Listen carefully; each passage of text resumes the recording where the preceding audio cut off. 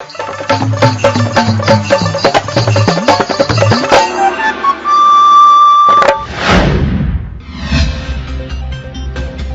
अयोध्या दौरे पर रहेंगे सीएम योगी आदित्यनाथ। किसान सम्मेलन को संबोधित करेंगे सीएम योगी। कृषि विश्वविद्यालय की पशु चिकित्सा केंद्र का करेंगे उद्घाटन। कल वाराणसी जाएंगे सीएम योगी। 5 घंटे तक वाराणसी में रहेंगे सीएम योगी। सर्किट हाउस में योजना की समीक्षा बैठक करेंगे। समाजवादी पार्टी सुप्रीमो अखिलेश यादव ने किया ट्वीट। अखिलेश यादव ने सरकार पर साधा निशाना, कहा झूठी बातों से बात और उलझेगी।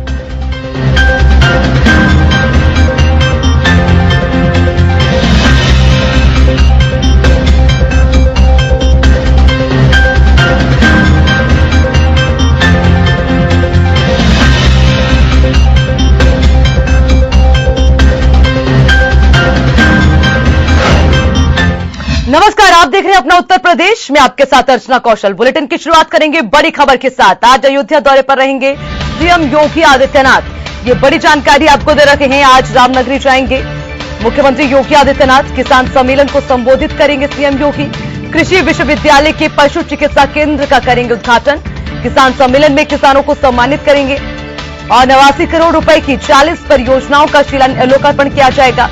उसी के साथ 30.67 करोड़ रुपए की 10 परियोजनाओं का करेंगे लोकार्पण। 26.45 करोड़ रुपए की 10 परियोजनाओं का शिलान्यास करेंगे। 32.77 करोड़ रुपए की 20 परियोजनाओं का शुभारंभ करेंगे और पात्र लोगों को जन कल्याणकारी योजना से लाभान्वित करेंगे सीएम योगी। ये बड़ी जानकारी आपको दे रखे हैं। आज रामनगरी का रुख करेंगे मुख्यमंत्री योगी आदित्यनाथ।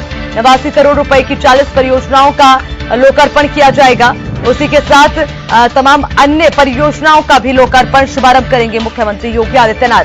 ये बड़ी और अहम जानकारी, और आज का दौरा सबसे ज्यादा अहम होगा क्योंकि कई परियोजनाओं का लोकार्पण शुभारंभ किया जाएगा, शिलान्यास किया जाएगा। लेकिन उसी के साथ ही ये अहम बात होगी कि लगातार जो है किसानों को लेकर भी मुख्यमंत्री बातचीत कर रहे हैं। तो अयोध्या दौरे के दौरान भी किसानों को संबोधित करेंगे मुख्यमंत्री योगी आदित्यनाथ।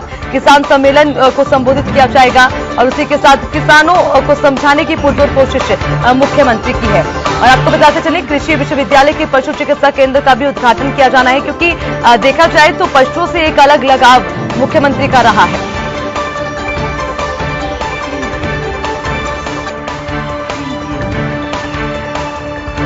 ये बड़ी जानकारी। सीएम योगी आज रामनगरी जाएंगे, जिसको लेकर तैयारियां जोरों पर चल रही हैं और मुख्यमंत्री योगी आदित्यनाथ के स्वागत को लेकर, इस दौरे को लेकर तैयारियां की जा रही है क्योंकि बहुत बड़ा ये कार्यक्रम होगा। इसी खबर पर ज्यादा जानकारी के लिए ब्यूरो चीफ विक्रम सिंह राठौर सीधा हमारे साथ जुड़ गए हैं। उनसे पूरा अपडेट लेंगे। विक्रम, आपसे जानना चाहेंगे, आज रामनगरी का रुख मुख्यमंत्री करेंगे। सबसे पहले कितनी देर में पहुंचेंगे, इसको लेकर अपडेट, उसके बाद बाकी बातचीत। विक्रम, देखिएगा टाइमिंग की बात की जाए तो लगभग 11:30 बजे का समय है मुख्यमंत्री योगी आदित्यनाथ का अयोध्या पहुंचने का, और काफी महत्वपूर्ण दौरा ये मुख्यमंत्री योगी आदित्यनाथ का माना जा रहा है। साफ तौर पर जिस तरीके से अभी तक की अगर मुख्यमंत्री के दौरों की बात की जाए, जब से खासकर किसान आंदोलन जब से शुरू हुआ है, तब से लगातार पश्चिमी उत्तर प्रदेश में मुख्यमंत्री योगी आदित्यनाथ के लगातार दौरे लग रहे थे, जहां पर लगातार मुख्यमंत्री किसानों को समझाने, बताने और दिखाने का प्रयास कर रहे थे कि जो कृषि सुधार कानून है वो किसानों के फायदे में है, किस तरीके से किसानों को बरगलाया जा रहा है, इन सब चीजों को बताने का प्रयास मुख्यमंत्री योगी आदित्यनाथ कर रहे थे। लेकिन ये पहली बार ये दौरा है जिसमें पूर्वी उत्तर प्रदेश में मुख्यमंत्री योगी आदित्यनाथ किसानों से संवाद करेंगे। अयोध्या में आज ये पूरा संवाद होगा। लगभग 11:30 बजे मुख्यमंत्री योगी आदित्यनाथ अयोध्या पहुंचेंगे, जहां पर लगभग 89.90 करोड़ की जो 40 परियोजनाएं हैं उनका शुभारंभ और शिलान्यास मुख्यमंत्री योगी आदित्यनाथ करेंगे। साथ ही साथ किसानों के साथ जैसे बताया कि संवाद भी करेंगे, जिसमें कि कृषि मंत्री सूर्य प्रताप शाही भी इस पूरे कार्यक्रम में मौजूद रहेंगे। तो कहा जा सकता है कि पूर्वांचल के लिए एक बड़ा दिन है, जहां पर किसानों के संवाद के साथ साथ कई बड़ी विकास परियोजनाओं को आज उत्तर प्रदेश को सुपुर्द करेंगे मुख्यमंत्री योगी आदित्यनाथ। बिल्कुल विक्रम, ये भी माने कि आज का दिन इसलिए भी महत्वपूर्ण होगा क्योंकि जो पात्र लोग हैं उन्हें जन कल्याणकारी योजनाओं से लाभान्वित किया जाएगा, यानी कि एक बड़ा तोहफा उन्हें दिया जाएगा क्योंकि जितनी भी योजनाएं हैं उससे उनको लाभ पहुंचेगा। विक्रम, देखिए बिल्कुल, अगर योजनाओं के तहत बात की जाए तो कृषि से जुड़ी हुई कई योजनाएं हैं। कृषि विज्ञान और अनुसंधान केंद्र है जिसकी शुरुआत मुख्यमंत्री योगी आदित्यनाथ करेंगे। पशुपालन, मत्स्य पालन से जुड़ी हुई कई योजनाएं हैं। सिंचाई से जुड़ी हुई कई योजनाएं हैं। लगभग 40 ऐसी योजनाएं हैं जिनका आज मुख्यमंत्री शुभारंभ करेंगे। साथ ही साथ प्रधानमंत्री रोजगार सृजन कार्यक्रम जो चल रहा है उसमें जो युवा स्वरोजगार लाभार्थी हैं, जिस तरीके से उनको लोन प्रोवाइड किया जा रहा है, जिस तरीके से उनको पूरा कौशल विकास के तहत उनको काम सिखाया जा रहा है, उन सभी को सर्टिफिकेट्स भी मुख्यमंत्री योगी आदित्यनाथ वितरित करेंगे। सहायता राशि जो शौचालय बनाए जा रहे हैं, जो सामुदायिक शौचालय बन रहे हैं, उनकी सहायता राशि को भी आज मुख्यमंत्री योगी आदित्यनाथ इस दौरे में वितरित करेंगे। तो एक काफी इंपॉर्टेंट दौरा, काफी महत्वपूर्ण दौरा ये है विकास कार्यों के आधार पर भी, क्योंकि जहां पर विकास कार्यों की नई नई योजनाएं शुरू होंगी, वहीं पर जो लाभार्थी हैं, जो सरकारी योजनाएं चल रही उनको सर्टिफिकेट्स भी वितरित किए जाएंगे। तो एक कहा जा सकता है कि चौमुखी विकास के आधार पर ये पूरा दौरा महत्वपूर्ण है जी। ठीक है, इसी के साथ विक्रम ये भी देखा गया है कि पशुओं से एक अलग प्रेम जो है मुख्यमंत्री का रहा है, वो प्रेम भाव उनका कई तस्वीरों में नजर भी आया। तो ये भी माना जा रहा है कि पशु कल्याण को लेकर केंद्र चिकित्सा का भी आज उद्घाटन होना है, उसको लेकर जानकारी। जी देखिए बिल्कुल, अगर गोरक्षनाथ मंदिर की खास तौर पर बात की जाए तो मुख्यमंत्री योगी आदित्यनाथ सांसद हैं जब से, और लगातार वहां पर भी गौ सेवा लगातार मुख्यमंत्री करते हैं। वहां पर गायों का पालन किया जाता है, वहां पर अन्य कई जानवर हैं, चाहे वो कुत्तों की बात की जाए, और मुख्यमंत्री योगी आदित्यनाथ का खुद का एक पालतू कुत्ता भी है जिसको मुख्यमंत्री योगी आदित्यनाथ जब भी जाते हैं उनसे मिलते, तो हर समय कालू नाम है उसका, और लगातार मुख्यमंत्री योगी आदित्यनाथ हमेशा जब भी गोरखपुर जाते हैं उनसे मुलाकात करते हैं, उनके साथ समय व्यतीत करते हैं, गायों के साथ समय व्यतीत करते हैं। तो एक अलग प्रेम है मुख्यमंत्री योगी आदित्यनाथ का पशुओं के साथ। तो जहां पर भी जो दौरे हो रहे हैं लगातार उन सभी में जो पशुओं की पशु पालन विभाग है, पशु कल्याण विभाग है, उनसे जुड़ी हुई योजनाओं को बृहद स्तर पर बढ़ाए जाने के लिए भी मुख्यमंत्री योगी आदित्यनाथ नजर रखते हैं। और सबसे बड़ी बात इन सब चीजों में यह है कि खुद मुख्यमंत्री योगी आदित्यनाथ इन चीजों की मॉनिटरिंग करते हैं, लगातार देखते हैं, चेक करते हैं कि जितने निर्देश दिए गए हैं पशुपालन विभाग को, जो योजनाएं चल रही हैं, चाहे वो भूसा बैंक की बात की जाए या गायों को संरक्षित किए जाने की बात हो, या अन्य जो योजनाएं चल रही हैं कि आवारा पशु सड़कों पर ना घूमे, उनके रखरखाव की जो व्यवस्था की गई, उनके जो निर्देश दिए गए, उन पे कितना काम हो रहा है, इन सभी चीजों को लिए मुख्यमंत्री लगातार खुद इसकी मॉनिटरिंग करते हैं। और आज भी जिस तरीके से ये दौरा है अयोध्या का, इसमें पशुपालन विभाग की कई बड़ी योजनाओं का भी मुख्यमंत्री आज शुरुआत करेंगे। ठीक है विक्रम, आप बने रहिएगा, वापस लौटूंगी आपके पास। चलिए खबर में आगे बढ़ते हुए एक और बड़ी जानकारी, कल वाराणसी जाएंगे सीएम योगी, 5 घंटे तक वाराणसी में रहेंगे सीएम योगी। ये बड़ी जानकारी आपको दे रहे हैं। कल वाराणसी का रुख करेंगे मुख्यमंत्री योगी आदित्यनाथ, जहां सबसे पहले एक दौरा, उसके बाद लगातार मुख्यमंत्री के तमाम अन्य कार्यक्रमों को लेकर जानकारी। 5 घंटे तक वाराणसी में मुख्यमंत्री रहेंगे क्योंकि लगातार दौरे कर रहे हैं मुख्यमंत्री। बताते चले, योजनाओं की समीक्षा बैठक करेंगे, 1 घंटे तक स्थलीय निरीक्षण करेंगे सीएम योगी। पंचायत चुनाव के मद्देनजर चुनावी मंथन करेंगे, विकास कार्यों को लेकर कार्यकर्ताओं का फीडबैक भी लेंगे। यानी कि लगातार जो है दौरे किए जा रहे हैं, लेकिन उसी के साथ किस तरह की परियोजनाएं और कितनी धरातल पर जो है योजनाएं पहुंची हैं, और सर्किट हाउस में इन योजनाओं की समीक्षा बैठक की जाएगी।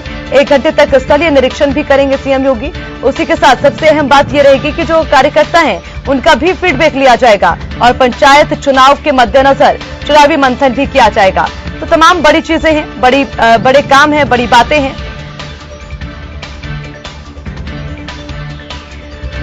और लगातार ब्यूरो चीफ विक्रम सिंह राठौर हमारे साथ बने हुए हैं, उनसे तमाम जानकारी लेंगे। विक्रम, जानना चाहेंगे, मुख्यमंत्री लगातार दौरे कर रहे हैं, तो आज जहां रामनगरी तो कल वाराणसी का रुख करेंगे। सबसे तो पहले ये बता दीजिए, वाराणसी में क्या खास कार्यक्रम मुख्यमंत्री के रहने वाले हैं?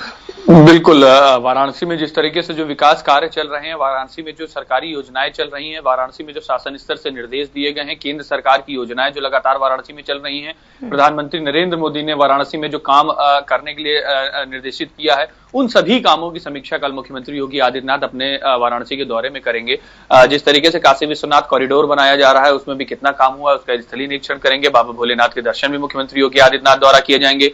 इससे पहले जब प्रधानमंत्री नरेंद्र मोदी काशी के दौरे पर थे, तो जिन जिन चीजों के लिए प्रधानमंत्री ने निर्देशित किया था, उसमें भी कितना काम हुआ, इन सभी चीजों की समीक्षा मुख्यमंत्री योगी आदित्यनाथ इस दौरे पे करेंगे। वहीं पर किसानों को भी समझाने बताने का प्रयास जो है कार्यकर्ता हैं उनसे बात करने का प्रयास मुख्यमंत्री योगी आदित्यनाथ द्वारा इसमें किया जाएगा। वहीं पर जिस तरीके से पंचायत चुनाव चल रहे हैं, पंचायत चुनावों को देखते हुए जो कार्यकर्ता हैं, कार्यकर्ताओं को किस तरीके से लाइनअप किया जाए, कार्यकर्ता अभी किस स्थिति में है, जिस तरीके से निर्देशित किया गया है कि किसी भी कार्यकर्ता को कहीं पर भी टिकट नहीं, माफ करिए, किसी भी पदाधिकारी को टिकट नहीं दी जाएगी। जो भी पदाधिकारी हैं उनको पंचायत चुनाव में टिकट नहीं दी जाएगी। तो कार्यकर्ताओं का इसमें क्या फीडबैक है, कार्यकर्ता किस तरीके से टिकट चाहते हैं, कौन प्रत्याशी किस जगह पर ज्यादा मजबूती से काम कर सकता है, सरकार क्या चाहती है, संगठन क्या चाहती है, इन सभी चीजों का संदेश मुख्यमंत्री योगी आदित्यनाथ अपने इस दौरे में काशी में कार्यकर्ताओं के बीच में देंगे। कार्यकर्ताओं से पूरा फीडबैक भी लेंगे कि कितना काम अभी काशी में हो रहा है और जनता के बीच में क्या मैसेज है।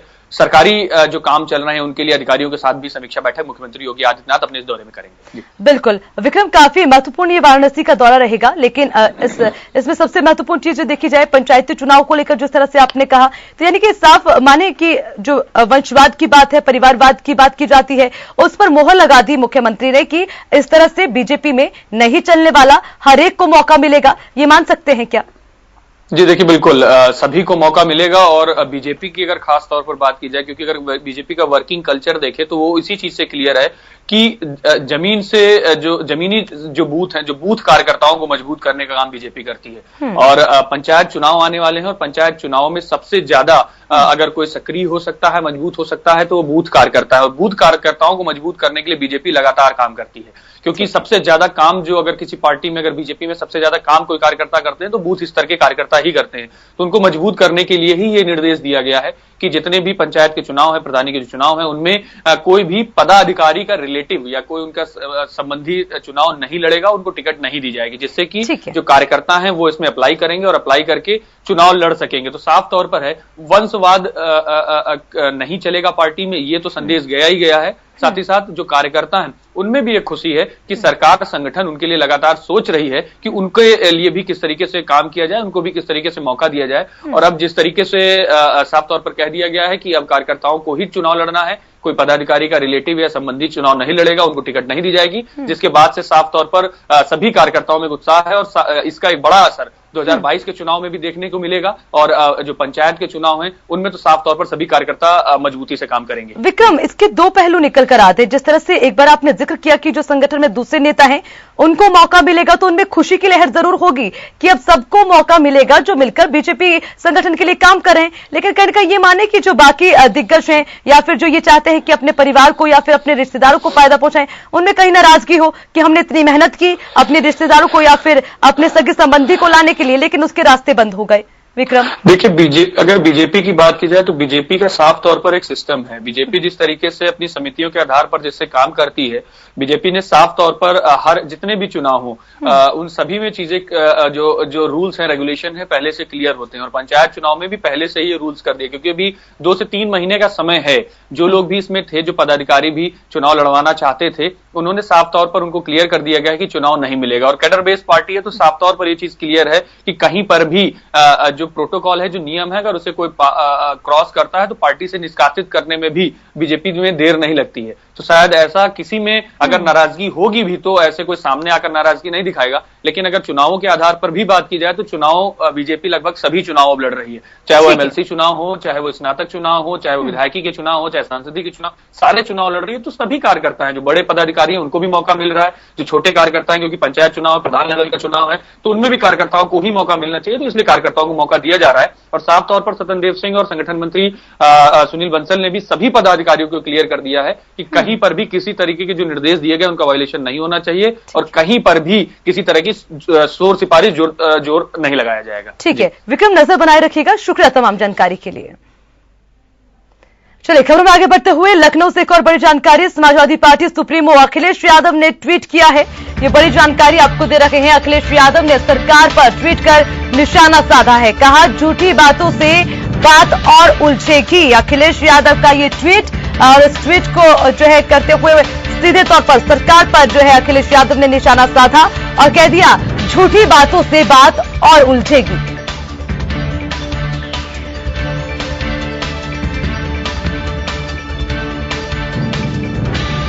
ये बड़ी जानकारी आपको दे रहे हैं। समाजवादी पार्टी के सुप्रीमो अखिलेश यादव ने ट्वीट किया। ये ट्वीट आपको दिखा रहे हैं जिसमें उन्होंने लिखा, झूठी बातों से बात और उलझेगी, मिल बैठकर जो बात ना सुलझी वो भला चिट्ठी से क्या सुलझेगी। तो ये ट्वीट अखिलेश यादव की ओर से, और सीधे तौर पर अपने ट्वीट के माध्यम से सरकार पर निशाना साधा अखिलेश यादव ने, और उन्हें ये कह दिया कि झूठी बातों से बात और उलझ जाएगी, जो मिल बैठकर जो बात ना सुलझी वो भला चिट्ठी से क्या सुलझेगी।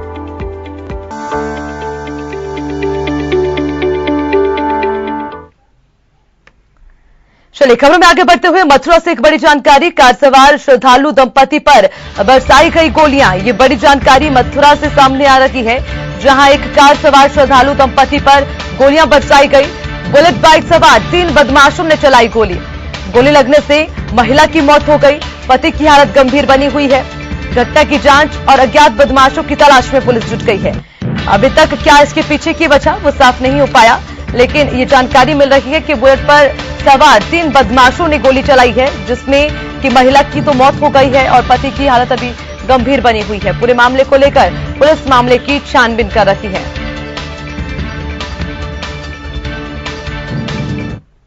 खबरों में आगे बढ़ते हुए देवरिया से जानकारी सामने आ रही है। पुलिस ने 5 लाख की अवैध शराब बरामद की। हरियाणा से बिहार ले जाई जा रही थी शराब।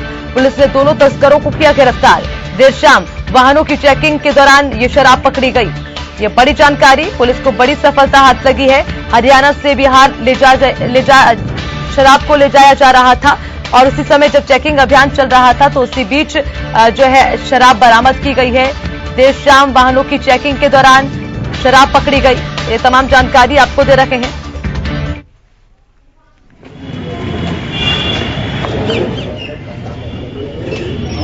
दूसरा जी टाइमिंग, पुलिस ने चेकिंग अभियान के दौरान शराब पकड़ी।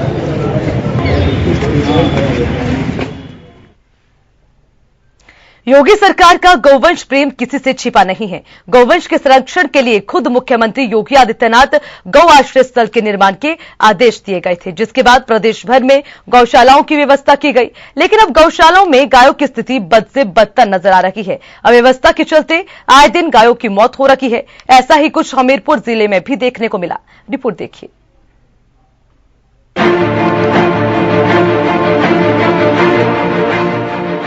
गौ माता की बदहाली की ये तस्वीरें आपको विचलित कर सकती हैं। तस्वीरें हमीरपुर जिले के इंगुहटा में बनी गौशाला की हैं, जहां पर अव्यवस्थाओं का जमकर बोलबाला है। यहां गायों की मौत की खबरें आम हो गई हैं। कुछ दिनों पहले भी गायों की मौत का मामला सामने आया था, और अब एक बार फिर बदहाली के चलते 3 गौवंशों ने गौशाला में दम तोड़ दिया। चौंकाने वाली बात यह है कि मरने के बाद भी उनकी सुध लेने वाला कोई नहीं था। गौशाला के अंदर ही गौवंशों को कुत्ते नोच नोच कर खाते रहे। लापरवाही का अंदाजा इससे लगाया जा सकता है कि एक गौवंश की सांसें चल रही थीं, लेकिन उसकी आंख को कौवे नोच कर खा रहे थे। मुझे तो अभी आया हूँ, कोई जानकारी नहीं थी। ठीक, अच्छा। और ये तबीयत खराब हो गई, इनकी बीमारी से मौत हुई। कितने चरवाहा हैं यहाँ पे? देख रेख कौन करता है? कितने 4 है। तो किसकी लापरवाही कहेंगे आप? लापरवाही क्या, चरवाहों की मानिए कि देख रेख। तबीयत, डॉक्टर को फोन करना था, उनको मान लो बीमारी थी, फोन कर देते, इलाज हो जाता उनको। और यहाँ पे कुत्ते भी अंदर आ जाते हैं और मान लीजिए उनकी आंखें वगैरह भी नोच के खा ली हैं। इस पे ऐसा तो कुछ नहीं है।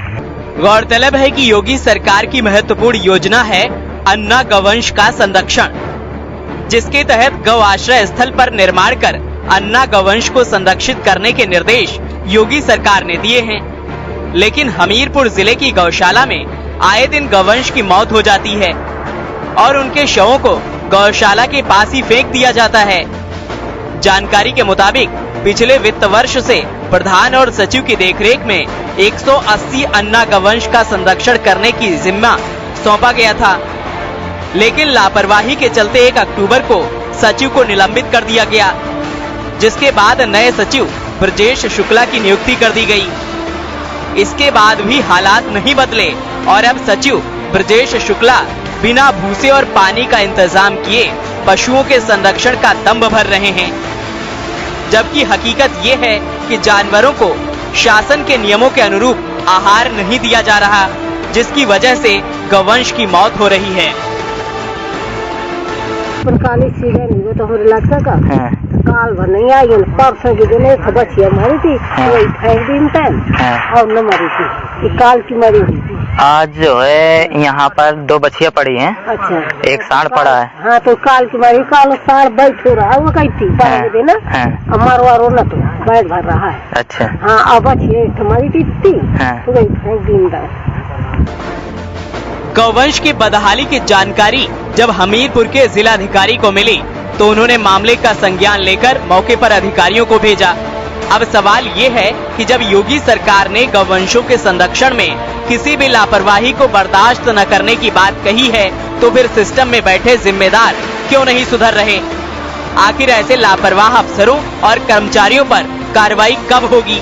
आखिर हमीरपुर में कब थमेगा गौवंश की मौत का सिलसिला? दिनेश कुशवाहा, हमीरपुर, हिंदी खबर। सहारनपुर में अपराध का ग्राफ थमने का नाम नहीं ले रहा। यहां लगातार एक के बाद एक घटनाओं ने पुलिस की मुस्तैदी की पोल खोलकर रखती है।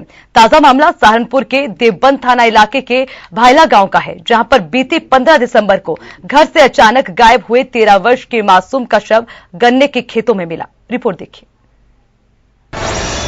सहारनपुर में मासूम का कत्ल, गन्ने के खेत में मिला 13 साल के मासूम का शव। मासूम के साथ कुकर्म की भी आशंका। मासूम की हत्या से इलाके में सनसनी। सहारनपुर में 13 साल के मासूम का गन्ने के खेत में शव मिलने से इलाके में हड़कंप मचा हुआ है। देवबंद थाना इलाके के भायला गांव में 15 दिसंबर की दोपहर को करीब 2 बजे कार्तिक घर से खाना खाकर खेलने के लिए निकला था, लेकिन वापस नहीं लौटा। इधर उधर ढूंढने के बाद परिजनों ने पुलिस को सूचना दी, जिसके बाद पुलिस ने 16 दिसंबर को कार्तिक की गुमशुदगी की रिपोर्ट दर्ज की और उसकी तलाश में जुट गई, लेकिन कार्तिक तो नहीं मिला। उसकी लाश देर रात गन्ने के खेत से बरामद हुई।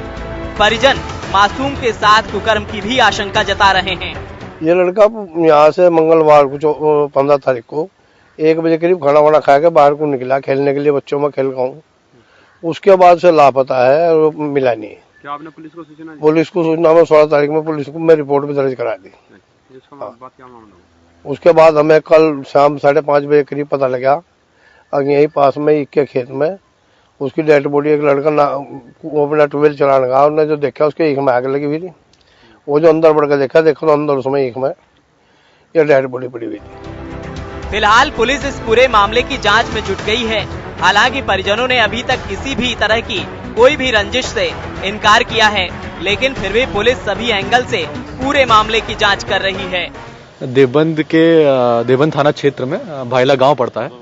वहां कल रात सूचना मिली थी कि ईख के खेत में एक नाबालिग बच्चे की जो है डेड बॉडी मिली है। तुरंत ही मौके पर फॉरेंसिक टीम को और थाना की टीम को रवाना किया गया। लड़के का जो है शव का रात ही में पोस्टमार्टम कराया गया और इसमें मुकदमा लिखकर विवेचना की जा रही है और जो भी निकल के आएगा उसमें उसके आधार पर हम आगे कार्रवाई करेंगे। पूरी घटना से इलाके में कोहराम मचा है। परिजन दहशत में हैं और ये सोच रहे हैं कि जब उनकी कोई दुश्मनी भी नहीं थी तो आखिर बच्चे की निर्मम हत्या किसने की।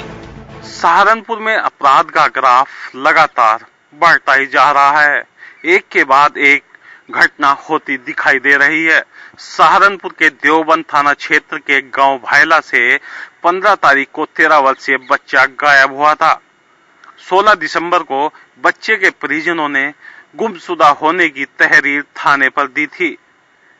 पुलिस ने आज बच्चे का शव गन्ने के खेत से बरामद किया है। बच्चे का शव नग्न अवस्था में था और ईंटों से गहरे वार किए गए थे।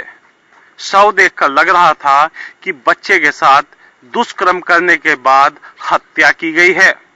अब हत्यारे कौन है, इसका पुलिस पता लगाने के लिए गहराई से जांच कर रही है। एसपी देहात अतुल शर्मा का कहना है कि आरोपियों को जल्द गिरफ्तार कर जेल भेज दिया जाएगा।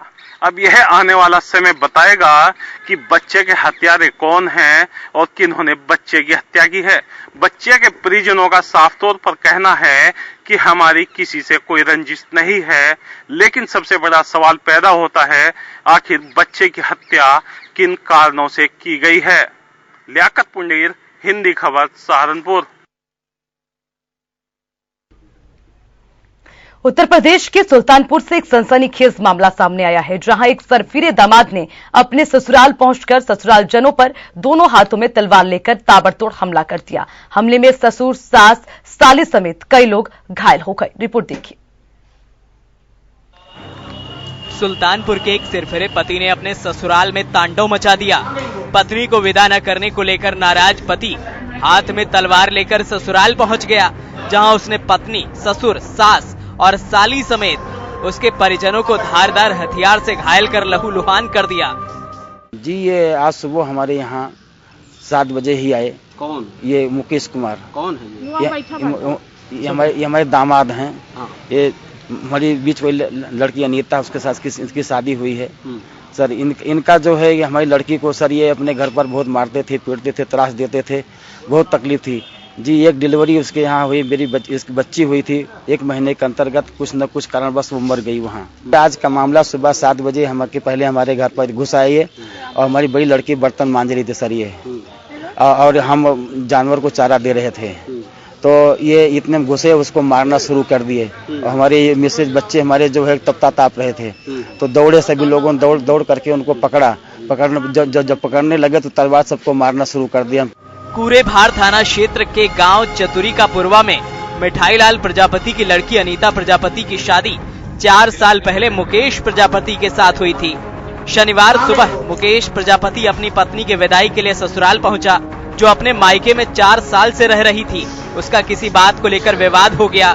मुकेश ने धारदार हथियार से अपनी पत्नी अनीता समेत अन्य परिजनों पर हमला कर दिया। शोर होने पर आसपास के लोगों ने पिटाई कर मुकेश को पेड़ से बांधकर पुलिस को सूचना दी। मौके पर पहुंची पुलिस ने उसे गिरफ्तार कर लिया। पुलिस के अनुसार घायल सभी लोग खतरे से बाहर हैं। उन्हें इलाज के लिए सीएचसी कूरेभार लाया गया है। सिरफिरे पति को पुलिस ने हिरासत में ले लिया है। उसके खिलाफ मुकदमा दर्ज कर जेल भेजा जाएगा। मुकेश प्रजापति जो कुमारगंज का रहने वाला है, हरौरा अपनी ससुराल आया था। थाना कूरेभार अंतर्गत हरौरा बाजार के पास अपने ससुराल गया था कि इसी दौरान आज सुबह 7 बजे मुकेश का विवाद उसकी पत्नी से हो गया, जिसमें मुकेश ने धारदार हथियार से अपनी पत्नी, सास, ससुर व साली को घायल कर दिया। उसको तत्काल मौके से गिरफ्तार कर लिया गया है। मुकदमा पंजीकृत करके आवश्यक कार्रवाई की जा रही है। बताया जा रहा है कि 4 साल से पत्नी की विदाई न करने को लेकर पति नाराज था। इसी नाराजगी की वजह से उसने ससुराल पहुंचकर पत्नी और उसके परिजनों को लहूलुहान कर दिया। ब्यूरो रिपोर्ट, हिंदी खबर। चलिए खबरों में आगे बढ़ते हुए एक और बड़ी जानकारी आपको देते चले। इसी बीच अयोध्या से ये बड़ी जानकारी आपको दे रखे हैं। पुलिस हिरासत में यूथ कांग्रेस के जिला अध्यक्ष संजय तिवारी। ये बड़ी जानकारी मुख्यमंत्री योगी के दौरे को लेकर संजय तिवारी को हिरासत में लिया। संजय तिवारी सीएम योगी को सौंपने वाले थे ज्ञापन। फैजाबाद रायबरेली 4 लेन के उचित मुआवजे की है मांग। ये बड़ी जानकारी आपको दे रखे हैं, जहां संजय तिवारी को हिरासत में ले लिया गया है और जानकारी ये मिल रही है कि मुख्यमंत्री को ज्ञापन सौंपने वाले थे संजय तिवारी। उसी को देखते हुए उन्हें हिरासत में ले लिया गया। फैजाबाद रायबरेली 4 लेन के उचित मुआवजे की मांग को लेकर यह ज्ञापन था। उसी को देखते हुए अब पुलिस हिरासत में है यूथ कांग्रेस के जिला अध्यक्ष संजय तिवारी।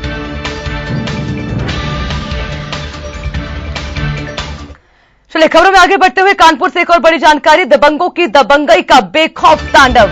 कानपुर से बड़ी जानकारी आपको दे रहे हैं, जहां बीच सड़क पर महिला को लाठी डंडों से बुरी तरह पीटा गया। बचाने आई महिला के पुत्र को भी दबंगों ने जमकर पीटा। पिटाई का वीडियो सोशल मीडिया पर जमकर वायरल हो रहा है।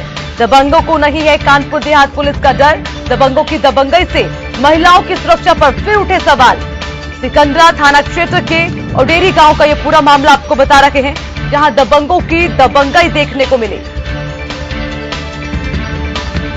चलिए खबरों में आगे बढ़ते हुए महोबा से जानकारी। महोबा में सड़क हादसा, बाइक सवार को डीसीएम ने मारी टक्कर। ये बड़ी जानकारी। हादसे में बाइक सवार की मौत हो गई, एक गंभीर रूप से घायल। हादसे की सूचना मिलने पर पुलिस मौके पर पहुंची। पूरे मामले को लेकर पुलिस कर रही है आगे की जांच। ये बड़ी जानकारी आपको दे रहे हैं, जहां बाइक सवार को डीसीएम ने मारी है जोरदार टक्कर, और इस टक्कर में, इस हादसे में एक बाइक सवार की मौके पर ही मौत हो गई, जबकि एक गंभीर रूप से घायल हो गया।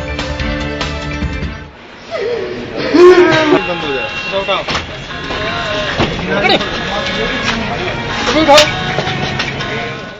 चलिए खबरों में बढ़ेंगे आगे। सहारनपुर से जानकारी, मेडिकल कॉलेज प्रशासन की बड़ी लापरवाही सामने आई है, जहां पर खुले में फेंके गए इस्तेमाल किए गए पीपीई किट, मास्क, ग्लव्स जो है खुले में फेंके गए हैं। लापरवाही का ये वीडियो सोशल मीडिया पर वायरल हुआ है। जहां बात है सफाई की, सुरक्षा की, सावधानी की, तो वहीं पर इस तरह की एक बड़ी लापरवाही सहारनपुर में देखने को मिली है, जहां खुले में फेंके गए हैं इस्तेमाल किए गए पीपीई किट और उसी के साथ ग्लव्स को खुलेआम फेंका गया इस्तेमाल करने के बाद। बुलंदशहर से बड़ी जानकारी आपको दे रखे हैं, जहां पर मधुमक्खी के हमले से 12 साल की मासूम की मौत। हादसे में गांव के अन्य 2 बच्चे भी हुए घायल। मधुमक्खी के हमले से जो है मकान की छत पर दौड़ रही थी बच्ची, उसके पैर पड़े, जिसके बाद मधुमक्खी ने हमला किया। छत से गिरने से हुए हादसे में मासूम की मौत हो गई है। मलबे में दबकर 2 अन्य बच्चे भी घायल हुए।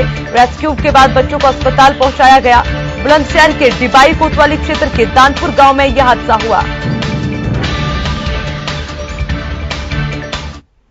इसी के साथ बुलेटिन में फिलहाल के लिए इतना ही। तमाम खबरों के लिए देखते रहिए आपका अपना चैनल हिंदी खबर। नमस्कार।